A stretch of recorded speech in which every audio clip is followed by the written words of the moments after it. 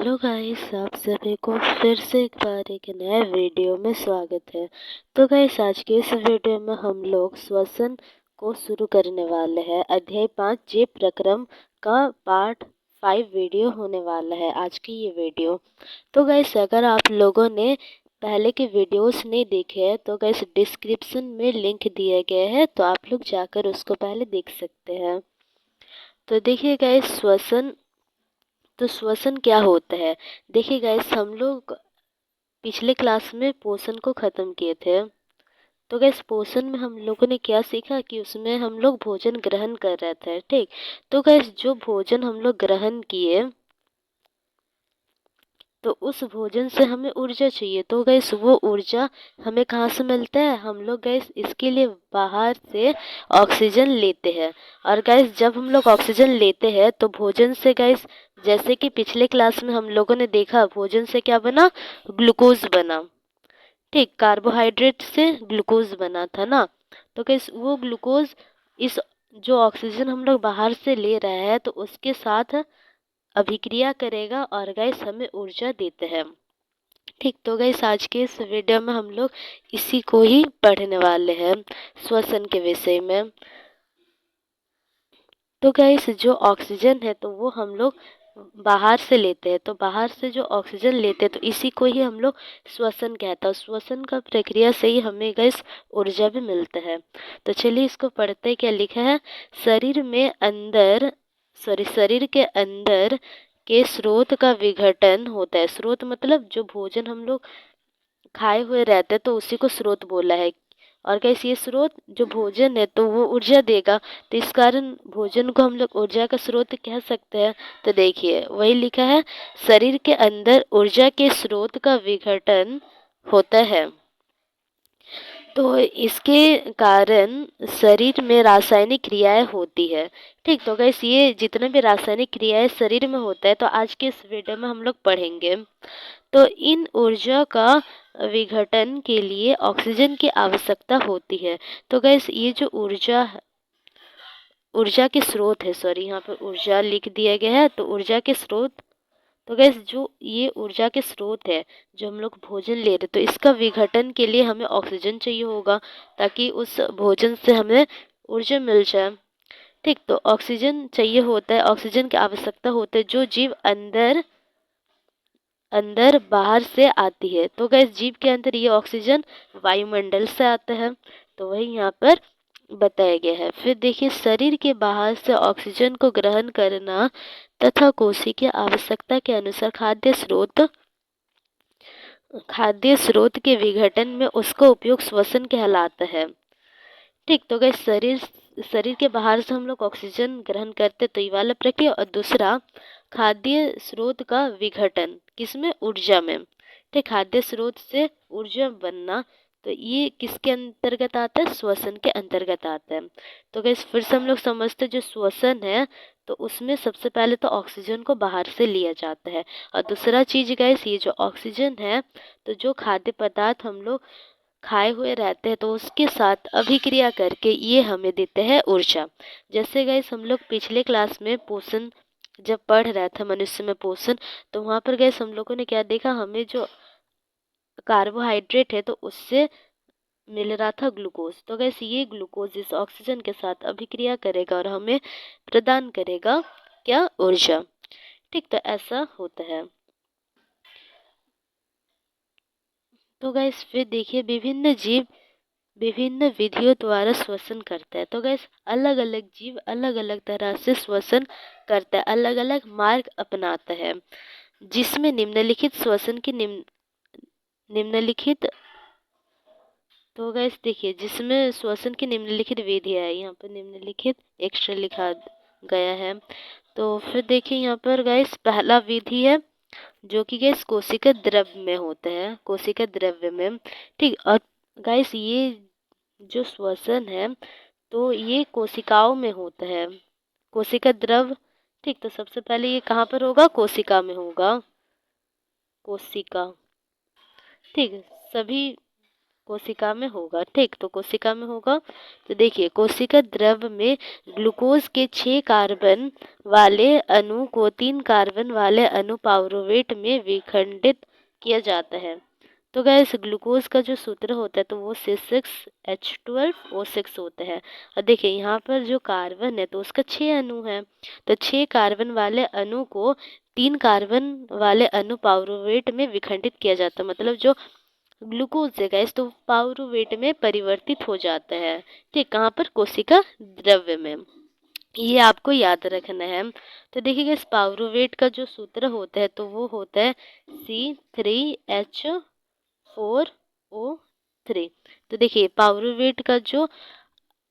पाउरुवेट में कार्बन का जो अणु है गैस तो वो तीन तीन अणु है कार्बन का। ठीक, तो इसी कारण यहाँ पर गैस वैसे लिखा गया है 3 कार्बन वाले अणु पाउरुवेट में विखंडित किया जाता है। ठीक, तो इतना दूर तो हो गया गैस। तो देखिए फिर गैस इतना दूर तो हो गया कि जो पाउरुवेट में विखंडित हो गया। फिर गैस इस पाउरुवेट से हमें ऊर्जा मिलेगा। तो ऊर्जा मिलने के लिए गैस ये जो पाउरुवेट है तो इसका भी विखंडन होता है। तो देखिए फिर ऑक्सीजन की उपस्थिति में, ये भी गैस आपको याद रखना है क्योंकि नीचे में 2 केसेस ऐसे हैं जहाँ पर ऑक्सीजन का अनुपस्थिति में ये होगा। तो देखिए फिर ऑक्सीजन की उपस्थिति में माइटोकॉन्ड्रिया में, तो गैस जो माइटोकॉन्ड्रिया है तो ये भी कोशिका के अंदर ही होता है। तो देखिए फिर ऑक्सीजन की उपस्थिति में माइटोकॉन्ड्रिया में पाउरुवेट का विखंडन होकर 3 कार्बन डाइऑक्साइड के अणु, तो गैस यहाँ पर क्या बोले 3 कार्बन वाला नहीं, 3 कार्बन डाइऑक्साइड के अणु मतलब 3CO2 ऐसा।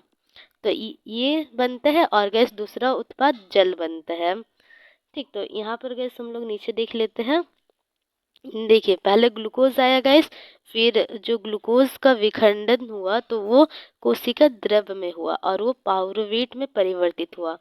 फिर गैस देखिए सबसे नीचे वाला है, फिर माइटोकॉन्ड्रिया में ये जो पाउरुवेट है तो विखंडित होते हैं और हमें देता है कार्बन डाइऑक्साइड, जल और ऊर्जा।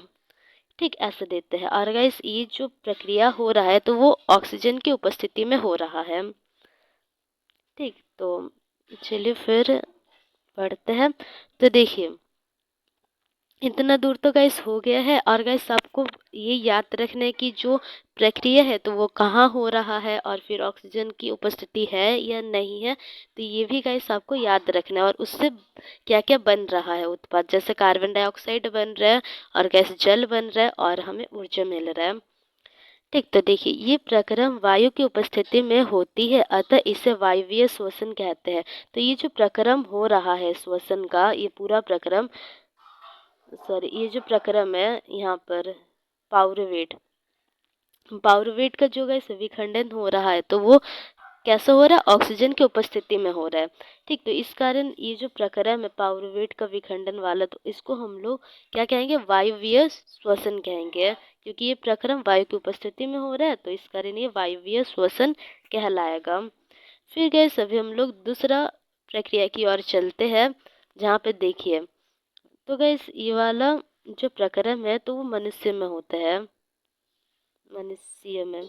ठीक, नॉर्मली क्योंकि हम लोग ऑक्सीजन लेते हैं फिर गैस देखिए फिर ग्लूकोज क्या होगा? ग्लूकोज गैस कोशिका द्रव्य में पाउरुवेट में परिवर्तित हो जाता है। फिर गैस वो पाउरुवेट ऑक्सीजन की उपस्थिति में, जो हम लोग ले रहे हैं ऑक्सीजन, तो उसकी उपस्थिति में क्या करेगा?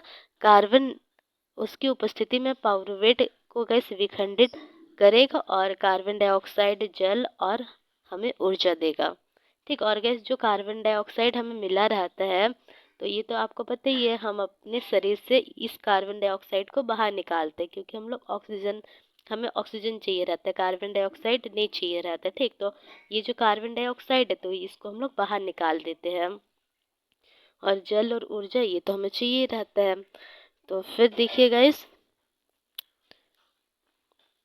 दूसरा प्रोसेस पढ़ते हैं। तो गाइस जब पेशीय कोशिका में, ठीक, जो हम लोग का मांसपेशी है तो वहाँ का जब कोशिका में गाइस क्या होगा? ऑक्सीजन का अभाव होगा, ऑक्सीजन का कमी होगा, कमी। ठीक, तो श्वसन के लिए दूसरा मार्ग अपनाया जाता है। तो यहाँ पर गाइस हम लोग इससे देख लेते हैं इससे। तो देखिए गाइस, पहला वाला जो प्रोसेस होगा वो सभी में ही सेम रहेगा।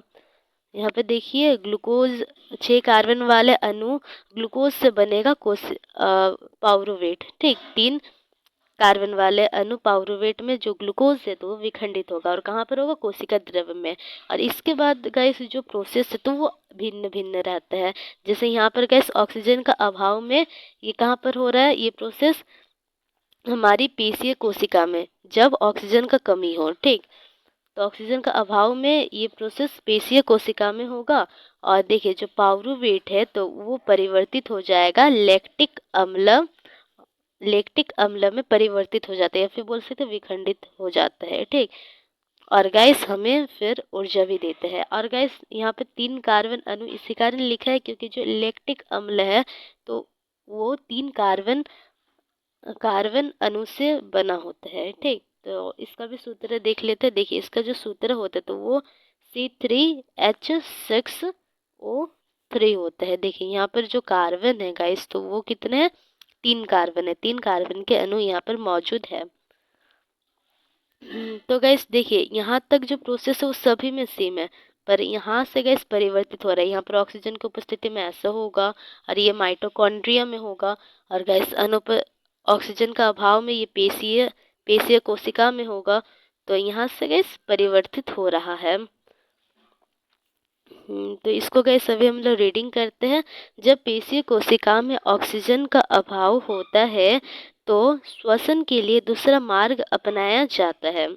ठीक, तो इस मार्ग में पहले 6 कार्बन वाले अणु से बना ग्लूकोज, तो गैस जो ग्लूकोज है तो वो 6 कार्बन वाले अणु से मिलकर बना होता है। ठीक, तो 6 कार्बन वाले अणु से बना ग्लूकोज को 3 कार्बन वाले अणु पाउरुवेट में विखंडित किया जाता है। और फिर गैस ऑक्सीजन के अभाव में हमारी पेशीय कोशिका में जो पाउरुवेट है तो उसका विखंडन 3 कार्बन वाले अणु लैक्टिक अम्ल में होता है। और ये अवायवीय श्वसन है, क्योंकि देखिए यहाँ पर ऑक्सीजन का कमी हो रहा है, तो इस कारण ये अवायवीय श्वसन है। फिर से गैस समझते हैं इसको, क्योंकि एग्जाम में इससे MCQ भी आ सकता है और गैस लॉन्ग क्वेश्चन आंसर भी आ सकता है। तो देखिए यहाँ पर सबसे पहले गैस दूसरा प्रोसेस में क्या हो रहा है, ग्लूकोज 6 कार्बन अणु, ठीक, 6 कार्बन वाले अणु ग्लूकोज था जो कि गैस कोशिका द्रव्य में उसका विखंडन पाउरुवेट में होता है। और गैस ये पाउरुवेट 3 कार्बन वाले अणु से मिलकर बना होता है। और फिर देखिए गाइस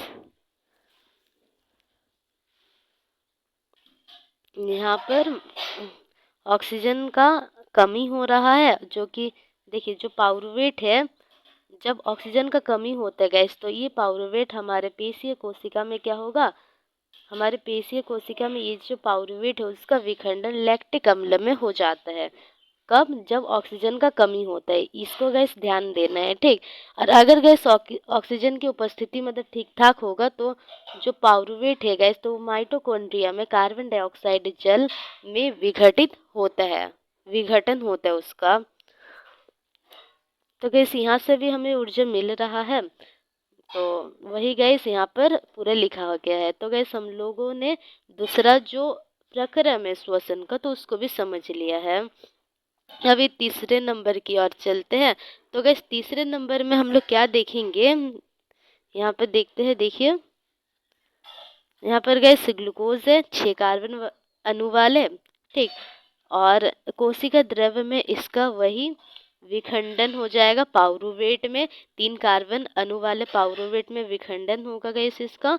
और फिर देखिए ऑक्सीजन की अनुपस्थिति में, जब ऑक्सीजन बिल्कुल भी ना हो, इसमें गैस ऑक्सीजन का कमी था, ठीक, थोड़ा बहुत होने से भी था ऑक्सीजन, पर यहाँ पर गैस ऑक्सीजन बिल्कुल भी नहीं रहेगा। तो इसकी ऑक्सीजन की अनुपस्थिति में हमें ये जो प्रक्रम है गैस तो ये ईस्ट में देखने को मिल जाएगा। तो देखिए ईस्ट में देखने को मिल जाएगा गैस, तो एथेनॉल प्लस कार्बन डाइऑक्साइड।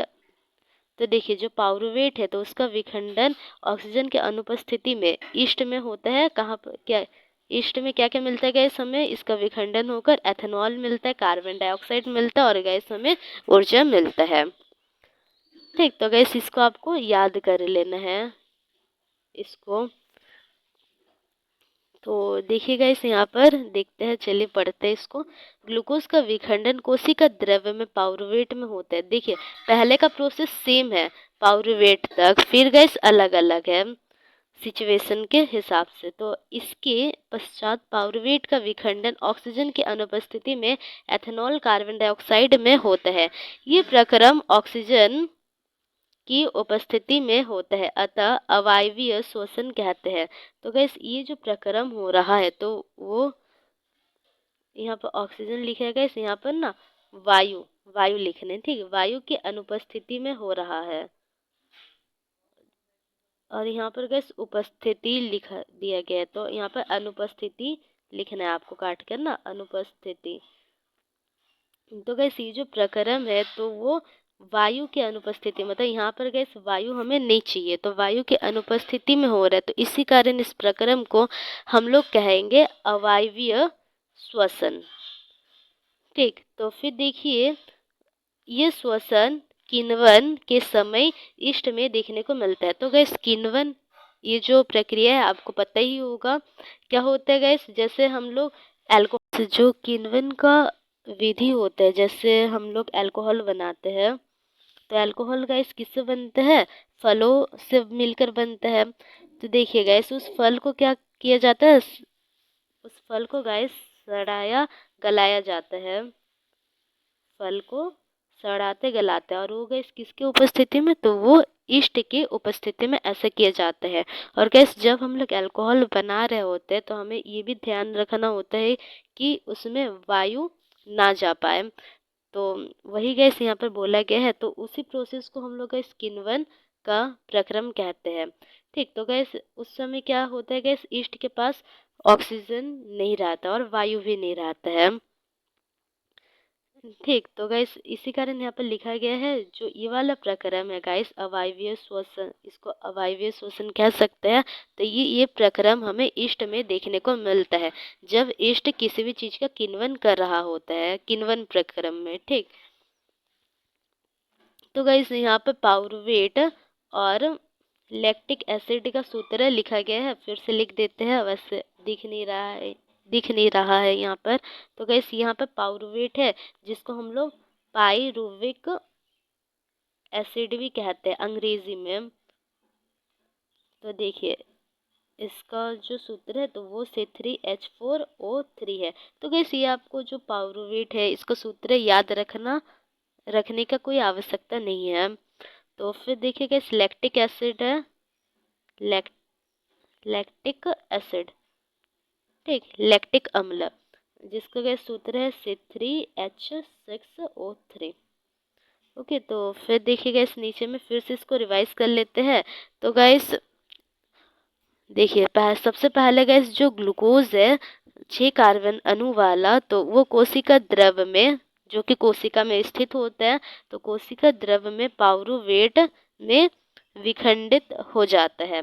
फिर गैस ये पाउरुवेट अगर इसको ऑक्सीजन की उपस्थिति मिला तो माइटोकॉन्ड्रिया में ये पाउरुवेट गैस कार्बन डाइऑक्साइड जल में विघटित होता है, और गैस इसी के साथ ही काफी ढेर सारा ऊर्जा भी देता है।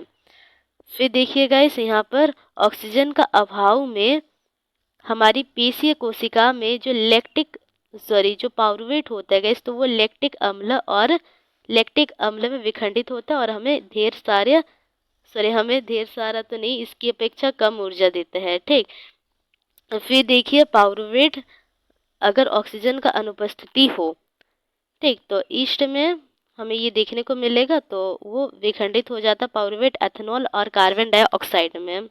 तो फिर गैस नीचे देखिए कोशिकीय श्वसन द्वारा उत्पन्न ऊर्जा एटीपी नामक अणु के संश्लेषण में प्रयुक्त होता है।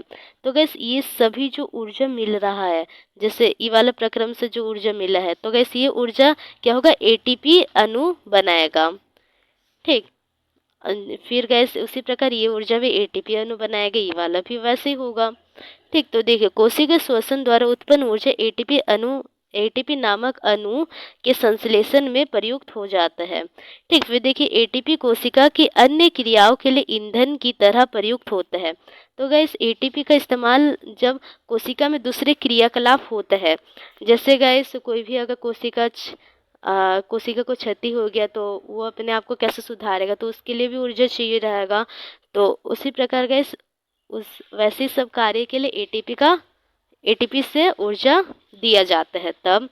ठीक, तो सबसे पहले गैस जो ये ऊर्जा है तो वो एटीपी बनाने में उपयोग होता है, और गैस फिर जो एटीपी बन जाता है तो वो ऊर्जा प्रदान करता है कोशिकीय ज़रूरतों को पूरा करने के लिए। ठीक, तो देखिए यहाँ पर एटीपी कोशिका की अन्य क्रियाओं के लिए ईंधन की तरह जिस प्रकार का इस ईंधन से हमें ऊर्जा मिलता है, उसी प्रकार एटीपी भी ईंधन की तरह ऊर्जा देता है। तो गैस जो एटीपी है तो वो हमारे कोशिका में कैसे बनता है उसको देखते हैं। तो देखिए पहले तो एडीपी रहता है, ठीक, और फिर गैस उस पर फॉस्फेट क्या जुड़ जाता है, फॉस्फेट।